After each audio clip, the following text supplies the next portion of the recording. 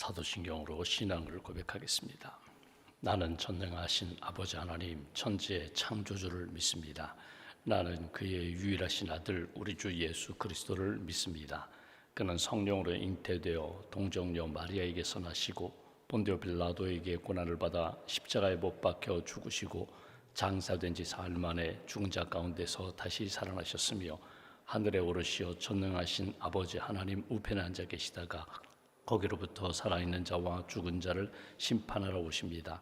나는 성령을 믿으며 거룩한 공교회와 성도의 교제와 죄를 용서받는 것과 몸의 부활과 영생을 믿습니다.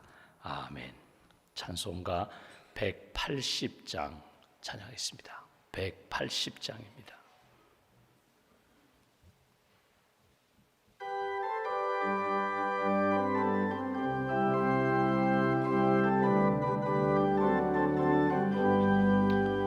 하나님의 나팔 소리 천지 진동할 때에 예수 영광 중에 구름 타시고 천사들을 세계 만국 모든 곳에 보내어 구원받은 성도들을 모으리.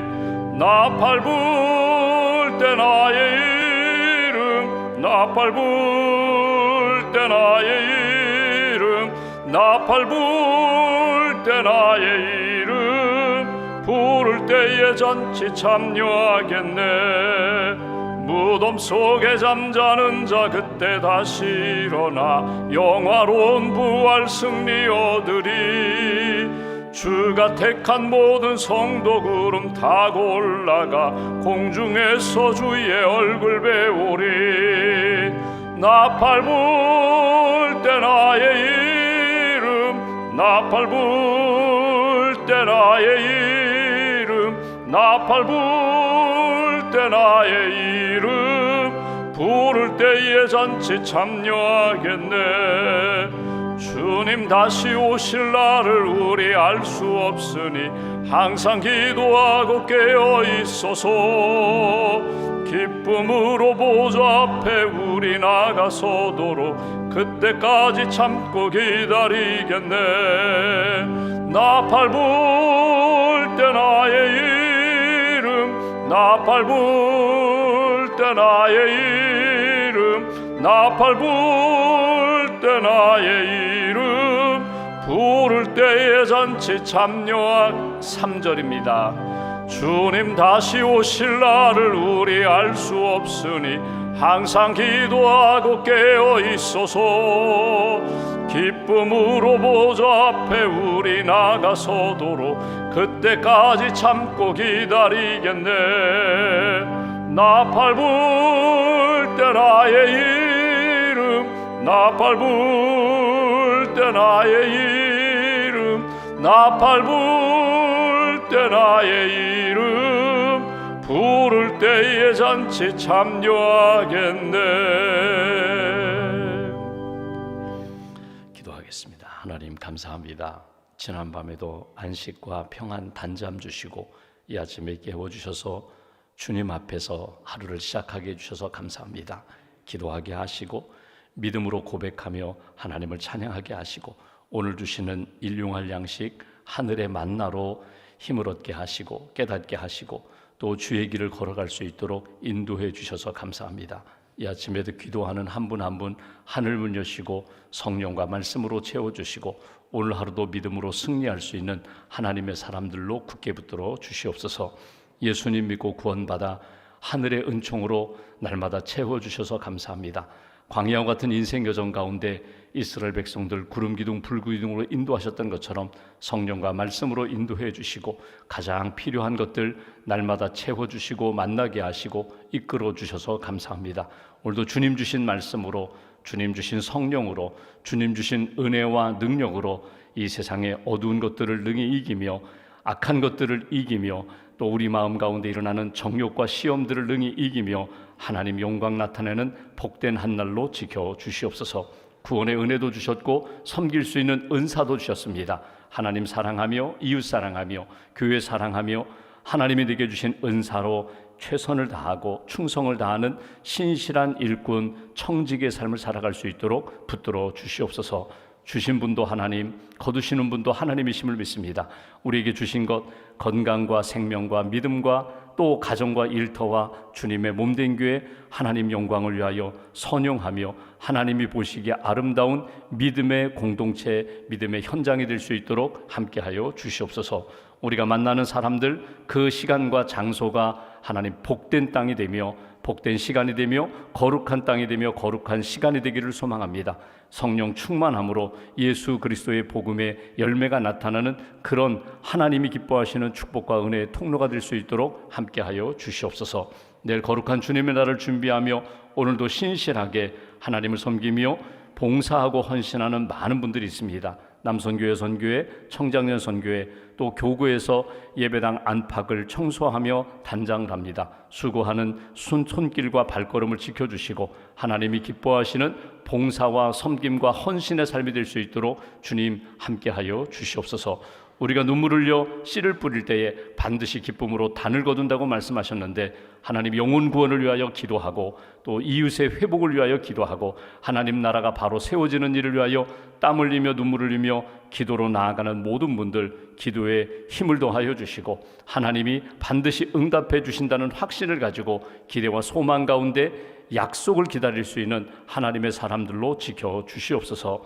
하나님 2024년 전반기가 이제 마무리됩니다. 지난 6개월 동안 우리 가정과 일터와 주의 몸된 교회를 지켜주신 하나님 감사함으로 마무리하며 또 우리 자신을 돌아보고 하나님이 기뻐하시는 그런 삶을 살았는지 잘못된 것 회개하고 하나님이 기뻐하시는 것 꼭 붙잡고 우리가 후반기를 맞이할 수 있도록 주님 도와 주시옵소서. 늘 사랑해 주일 연약한 교회와 또 성도들을 위하여 기도합니다. 하나님 교회마다 하나님 예배당 건물, 사택 건물, 하나님 노후화된 건물들 하나님 잘 회복될 수 있도록 주님 붙들어 주시고 성도와 또 교회가 믿음과 소망, 사랑 넘치는 그런 믿음의 공동체가 될 수 있도록 은혜와 복으로 채워 주시옵소서. 오늘 이 아침에도 나라와 민족을 위하여 기도합니다. 6월을 마무리하며 이 나라를 위하여 땀 흘리며 피 흘리며 헌신한 분들의 그 헌신을 주님 기억하여 주시고 지금 나라를 세워가는 많은 분들 또 우리 국민들을 바르게 인도하는 지도자들에게 하나님께서 밝고 맑은 영성과 믿음의 지도력을 하나님 허락하여 주시옵소서. 나라를 지키는 국군 장병들, 경찰 공무원, 소방 공무원, 환경미원, 교정 공무원들 그리고 학교에서 학생들을 가르치는 선생님, 병원에서 환자들을 돌보는 의료인들 어느 곳에 있든지 하나님 나라 잘 세워가는 믿음의 사람들로 주님 굳게 지켜 주시옵소서. 오늘 젊은이 교회 수련의 마지막 날입니다. 배우고 확신한 일에 거하게 하시고 성령 의지하며 살게 하시고 하나님 사랑하며 이웃 사랑하며 주신 비전 잘 이루어나가는 귀한 성도들로 주님 지켜 주시옵소서. 믿음과 감사의 힘을 주 앞에 봉헌하오니 기억하시고 연락하시고 이 땅 살아가며 믿음으로 승리하는 하나님의 사람들로 지켜 주시옵소서. 한 달의 삶을 온전히 주님께 의지하오며 우리의 구원자 되신 예수님의 이름으로 기도하옵나이다. 아멘. 오늘 말씀은 고린도전서 15장 말씀 보겠습니다.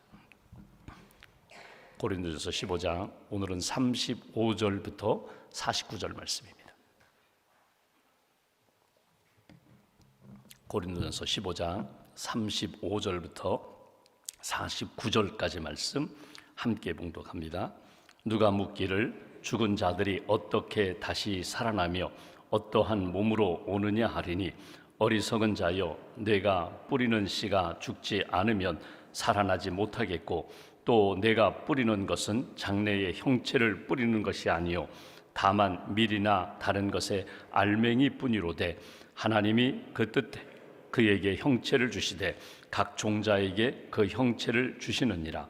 육체는 다 같은 육체가 아니니 하나는 사람의 육체요 하나는 짐승의 육체요 하나는 새의 육체요 하나는 물고기의 육체라. 하늘에 속한 형체도 있고 땅에 속한 형체도 있으나 하늘에 속한 것의 영광이 따로 있고 땅에 속한 것의 영광이 따로 있으니 해의 영광이 다르고 달의 영광이 다르며 별의 영광도 다른데 별과 별의 영광이 다르도다.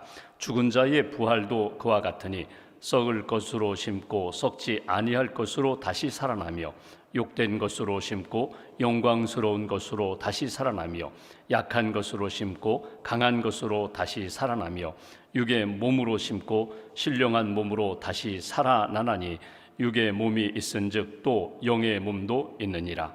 기록된 바 첫사람 아담은 생령이 되었다 함과 같이 마지막 아담은 살려주는 영이 되었나니 그러나 먼저는 신령한 사람이 아니요 육의 사람이요 그 다음에 신령한 사람이니라.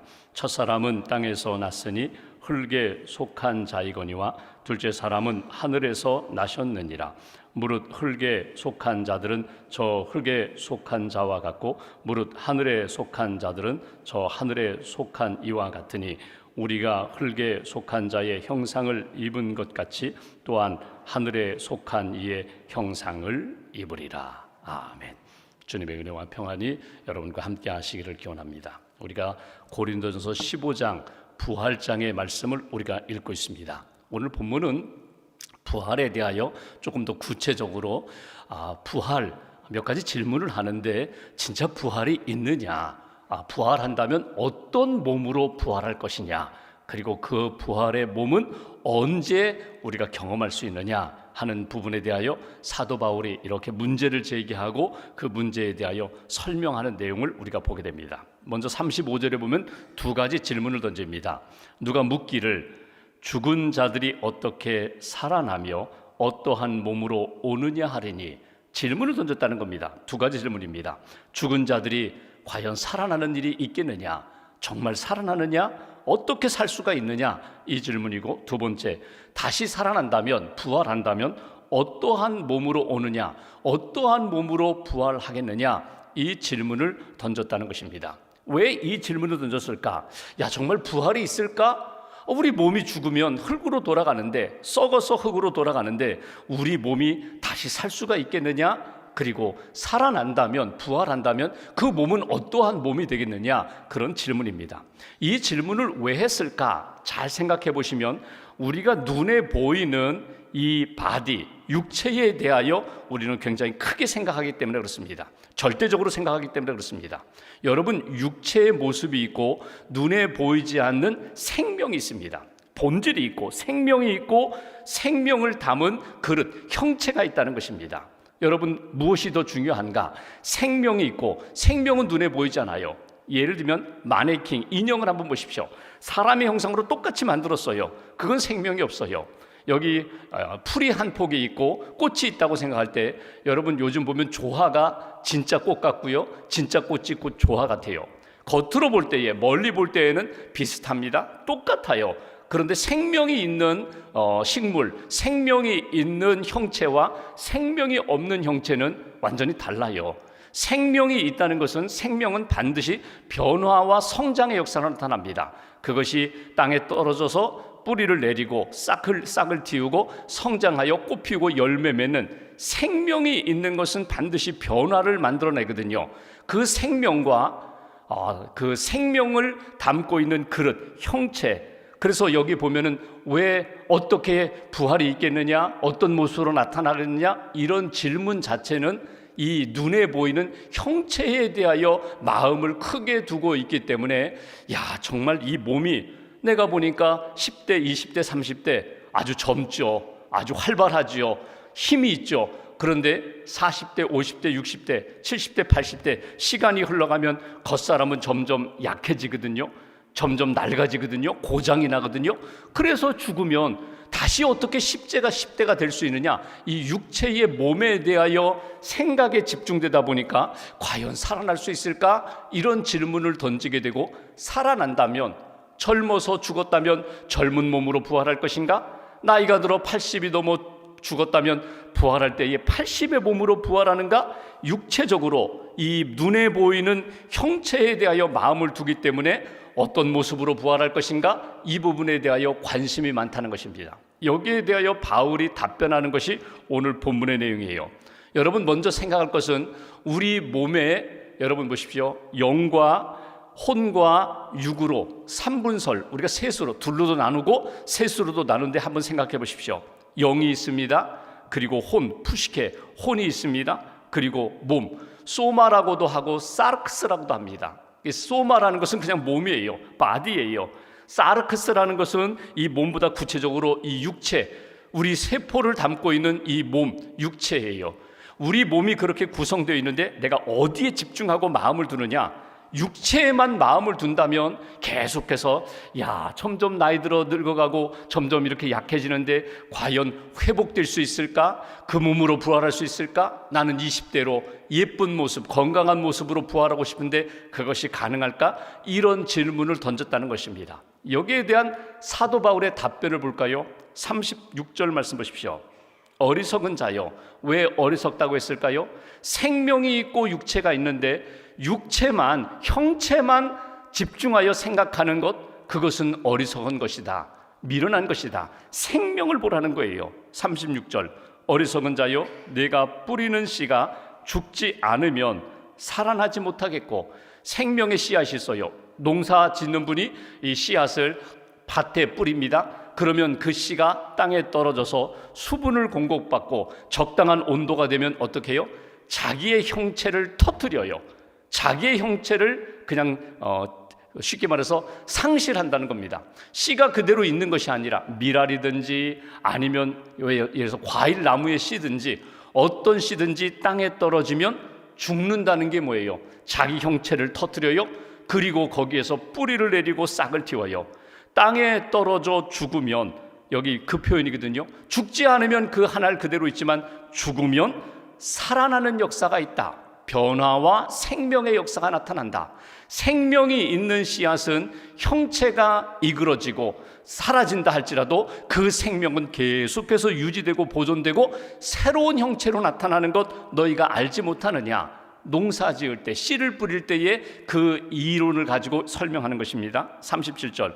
또 내가 뿌리는 것은 장래의 형체를 뿌리는 것이 아니요 다만 밀이나 다른 것에 알맹이 뿐이로되. 여기 알맹이라는 이 표현이 어떤 표현인가 하면요, 이게 생명이에요. 그 알맹이, 형체만이 아니라 그 속에 담고 있는 생명을 뿌려서 그 생명이 땅에 떨어져 죽는 것 같지만 뿌리를 내리고 싹을 틔워서 또 다른 생명의 모습으로 나타나는 것을 너희가 알지 못하느냐? 그러니 우리 인생도 예수 믿고 구원받은 생명을 가진 인생이라면, 구원받은 인생이라면 그 생명은 계속해서 변화와 성장의 역사로 나타나는데, 그것이 마지막 날에는 너희들이 신령한 몸으로 부활하는 모습으로 나타나게 되리라. 38절 보십시오. 하나님이 그 뜻대로 그에게 형체를 주시되 각 종자에게 생명을 담은 종자에게 그 형체를 주시느니라. 육체는 다 같은 육체가 아니니 하나는 사람, 짐승, 새, 물고기의 육체라. 형체는 다 달라요. 그런데 하나님이 주신 생명이 있다면 그 생명을 담은 육체가 다양한 모습으로 나타나지만 하나님이 그 생명의 주인 되시고 하나님이 이끌어 가시는 육체임을 잊어버리지 말아라. 오늘 그 모습이에요. 그러니까 무엇을 더 마음에 두고 살아야 되는가? 생명을 마음에 두고 살아라. 그 부분을 먼저 바울이 강조합니다. 여기서 강조하는 것은 부활은 씨가 다시 나는 것과 같은 이치로 생각하라, 그예요. 씨가 있는데 그 씨가 땅에 떨어져서 꽃 피우고 열매 맺고 또 씨앗을 맺어서 하나님이 기뻐하시는 생명의 역사가 계속해서 이어지는 것처럼 너희들의 생명이 주님을 담은 생명, 주님이 주신 그 생명력이라는 것을 잊어버리지 말아라. 그리고 주신 말씀이에요. 그리고 39절 40절에 나오는 것은 신령한 몸으로 너희들이 부활하게 되는데 그 부활의 몸은 어떤 모습으로 나타날까? 39절 40절을 제가 보겠습니다. 이런 표현이에요. 하늘에 속한 형체, 땅에 속한 형체가 있으나 하늘에 속한 영광이 따로 있고 땅에 속한 영광이 따로 있다. 그러면서 42절부터 보면은 신령한 몸으로 부활한다. 부활의 몸은 어떤 몸일까? 42절. 죽은 자의 부활도 그와 같으니 썩을 것으로 심고 썩지 아니할 것으로 다시 살아나며. 부활의 몸은 다시 썩지 않는 그런 썩지 않을 몸으로 부활한다. 43절. 욕된 것으로 심고 영광스러운 것으로 다시 살아나며. 부활의 몸은 썩지 않는다, 영광스럽다. 그리고 43절 후반부에 약한 것이 아니라 강한 것으로 다시 살아난다. 44절. 육의 몸으로 심고 신령한 몸으로 다시 살아나나니 육의 몸이 있은즉 또한 영의 몸도 있느니라. 여러분, 부활의 몸은 어떤 몸인가? 그 몸에 대하여 바울은 이렇게 표현합니다. 다시 썩지 않는 신령한 몸이다. 약한 것이 아니라 강한 것, 욕된 것이 아니라 영광스러운 것, 그리고 여기 중요한 것은 여기 신령한 몸, 영적인 몸이다. 여러분, 영과 몸을 따로 우리가 구분해서 영은 보이지 않고 몸은 보여요. 그런데 예수님이 부활하셨을 때의 몸처럼 신령한 몸으로 부활할 것이다. 오늘 이것이 사도 바울이 주는 답변이에요. 그러니까 예수님처럼 우리가 신령한 몸으로 부활한다 할 때, 여러분, 부활하신 예수님이 지금 다락방에 이렇게 숨어있는 제자들, 문이 닫혀 있는데 문을 꼭꼭 닫고 숨어있는 그들에게 문도 열리지 않았는데 그 제자들이 있는 그 방으로 들어오셨거든요. 물리적으로는 불가능해요. 몸을 가지고는 불가능해요. 그런데 신령한 몸 부활하신 예수님이 그들에게 나타나신 것처럼 우리가 상상할 수 없는 그 신령한 몸으로 변화되리라, 나타나게 되리라. 여기 주신 말씀처럼 영광스러운 몸이다, 능력 강한 몸이다, 그리고 신비로운 신령한 몸으로 예수님처럼 너희도 부활할 거야. 이것이 오늘 주시는 답변이에요. 그러니까 예수님의 부활을 너희들이 기억하면서 예수님 믿고 구원받은 사람들은 어떤 삶을 살게 되는가? 주님이 부활하셨던 모습으로 반드시 부활한다. 생명을 가지고 있으면 그 생명이 인간의 제한 속에 갇혀있는 몸이 아니라 하나님이 주신 은혜와 능력 가운데 주님과 같은 신령한 몸으로 부활할 것이다. 45절 말씀 보십시오.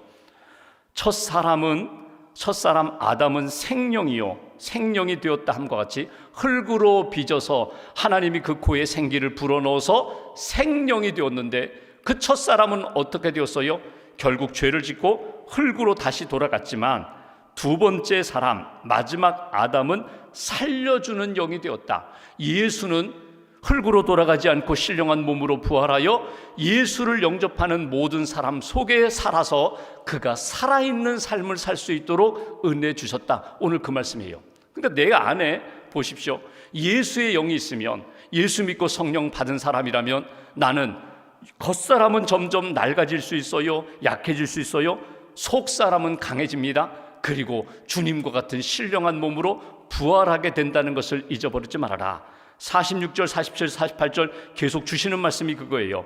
여기 보시면 47절 보십시오. 첫사람은 땅에서 났으니 흙으로 와서 아담아에서 와서 아담 흙으로 돌아가게 되었다는 것입니다. 그런데 둘째 사람은 하늘에서 나셨느니라. 하나님이 보내신 사람, 구원자로 이 땅에 오셔서 몸은 사람과 같은 몸으로 마리아에게서 태어났지만 그 육이 중요한 것이 아니라 살리는 영으로 구원자로 이 땅에 오셨느니라. 48절 무릇 흙에 속한 자들은 저 흙에 속한 자와 같고 무릇 하늘에 속한 자들은 저 하늘에 속한 자와 같다. 그러면 이제 오늘 딱 생각할 것이 있어요. 나는 어디에 속해 있는가? 나는 무엇을 담고 있는가? 무엇을 더 중하게 여기고 있는가? 육신에 대해서 마음을 두고 육신적인 건강과 육신적으로 이 땅에서 불로 장생하면서 나는 이 땅에서 1000년을 살 거야. 마음에 두고 있는 사람들은요, 계속해서 깎여 내려가서 낙심하게 돼요. 왜? 어제와 오늘이 다르거든요. 작년과 금년이 다르거든요. 몸은 점점 약해지는데 아이고 죽을 날이 가까웠구나. 이렇게 살아가는 인생이 되지만 내 속에 있는 영, 예수 그리스도의 영으로 가득한 사람은 겉사람은 약해지고 후패할지 모르지만 나의 속사람은 여전히 강하다. 여전히 영광이 있다, 능력이 있다. 그리고 마지막 날 나는 주님과 같은 신령한 몸으로 부활할 거야. 51절 말씀 보실까요? 언제 그 몸으로 부활할까? 51절 이렇게 말합니다. 보라 내가 너희에게 비밀을 말하노니 우리가 다 잠잘 것이 아니요 마지막 나팔에 순식간에 호련히 다시 변화되리니. 바뀐다는 거예요. 어떻게 변화되는가? 52절 나팔 소리가 나매 죽은 자들이 썩지 아니할 것으로 다시 살아나고 우리도 변화되리라. 생명은 그대로, 그러나 육신은 변화되리라. 주님과 같은 신령한 몸으로 변화되리라. 이것이 하나님이 우리에게 주신 약속의 말씀입니다. 보십시오. 부활은 신비예요. 예수 그리스도의 부활의 사건으로 시작해서 예수님을 영접하는 우리에게 주신 약속이에요. 약속 붙잡고 나도 그날에 주님 재림하시는 날에 신령한 몸으로 부활하여 주님과 함께 영원히 살리라. 그렇다면 이제 내가 그 약속을 받았어요. 그런데 예수님을 믿고 내가 부활 소망을 가지고 있는데 오늘 살고 있는 나의 현실은요 그대로예요. 몸은 점점 약해지고 있어요. 그런데 삶은 여전히 풀리지 않아요. 이런 인생 속에서, 이런 세상 속에서 나는 어떻게 살아야 될까? 예수님을 영접한 사람답게 여러분, 나의 인생에 여러 가지 제약 조건이 있고 제한 속에서 우리가 살아가지만, 그러나 예수님을 영접한 사람답게 하나님이 기뻐하시는 생명력 있는 삶을 살아가야 된다는 거예요. 살다 보면은요, 사랑하는 사람이 먼저 세상을 떠나요. 살다 보면은요, 내가 뜻하지 않은 방향대로 내가 이렇게 방향이 틀어질 때가 있어요. 나는 저 길로 가고 싶은데, 나는 저렇게 해서 성공하고 싶은데, 나는 꼭대기에 올라가고 싶은데, 아니 반대 방향으로 오히려 골짜기로 내려가고 사막에 던져지는 그런 때가 있어요. 그때 어떻게 하라고요? 주님 붙잡으시라는 거예요. 주님 붙잡고 주님이 내게 주신 삶을 이어가는 인생. 어떤 여성에 대한 이야기가 있는데 16살에 시집 가가지고 남편이 1년 만에 폐병으로 세상을 떠났어요. 16살 어린 나이에 시집 갔는데 곧 시집살이 하면 고생하다가 남편이 기침하고 콜록콜록 그러다가 보니까 폐병 걸려가지고 남편이 세상 떠났어요. 17살에 홀로 되었거든요. 인생 이렇게 살 수 없다. 그래서 그가 서울로 갔다고 하죠. 머리를 잘랐어요. 남장을 했어요. 남장처럼. 여자처럼 살면 너무나 힘드니까 남장하고 남자처럼 이런 일 저런 일 막 닥치는 대로 일을 하다가 어느 집에 가정부로 들어갔는데 그 집에 들어가서 이렇게 좋은 분들을 만났어요. 이렇게 공부도 하라고 꿈도 가지라고 예수도 믿으라고, 그리고 예수를 믿되 예수님 의지하면서 남편은 이렇지만 내가 신랑 되시는 예수님 붙잡고 믿음으로 살라고 열심히 일하고 열심히 공부하고 후원자 만나고, 그래서 외국에 가서 유학하고 다시금 돌아와서 숙명여대 총장을 지내신 윤숙재 여사. 여러분, 인생으로 보면은요 다 10대에 모든 거 다 잃어버렸어요. 꿈도 잃어버렸고 아무것도 없는 인생이었지만 자기 안에 예수만 딱 붙잡았어요. 예수 붙잡고 내 인생은 이렇게 아무것도 없는 자가 되었지만 예수님 붙잡고 나를 그분이 인도하시는 대로 나는 그분의 능력으로 살리라. 한 사람 붙잡고, 예수님 붙잡고 한 사람이 변화되고 성장하고 쓰임받는 인생. 결국 우리 인생은 여러분 보십시오, 100년입니다. 길어야 100년이에요. 하나님의 영원한 시간에 비하면요 아주 짧은 100년을 우리가 살아가요. 더 짧게 살죠.